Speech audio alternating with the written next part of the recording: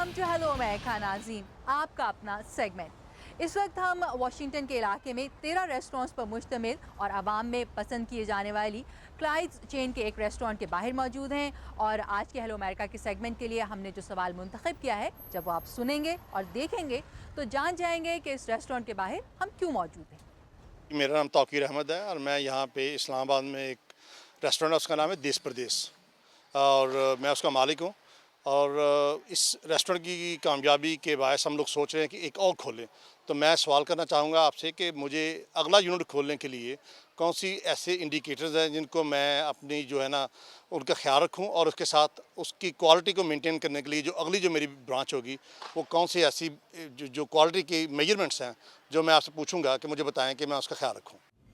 توقیر احمد، آپ کا سوال پوچھنے کا بہت بہت شکریہ۔ آپ کے ریسٹورانٹ دیس پردیس کی تعریف ہم نے یہاں امریکہ میں بھی سن رکھی ہے، اور جیسا کہ ہم نے آپ کو بتایا کہ اس وقت ہم موجود ہیں کلائڈز ریسٹورانٹ میں، اور آپ کے سوال کا جواب اس وقت دے رہے ہیں کلائڈز کے voice president Tom Mair. Yes Tom, it's over to you now. When you're going to embark on a second restaurant, when you already have a successful restaurant, پہلے سے ایک کامیاب ریسٹورانٹ کی موجودگی میں جب آپ دوسرے ریسٹورانٹ کھولنے کا سوچنا شروع کریں تو اس بات کو یقینی بنائیں کہ آپ کے پاس اسے چلانے کے لیے قابل صلاحیت لوگ موجود ہیں،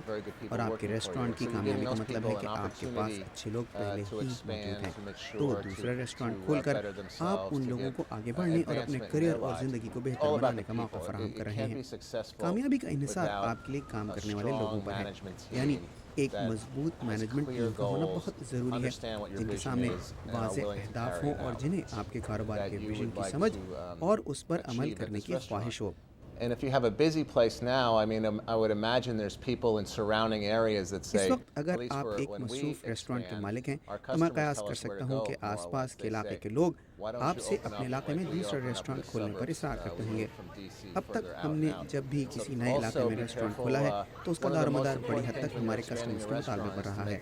مثلا جب ہم نے واشنگٹن ڈی سی کے مضافات میں ریسٹورانٹس کھولے تو اس کی وجہ وہاں کے لوگوں کا اس کے لیے مطالبہ تھا۔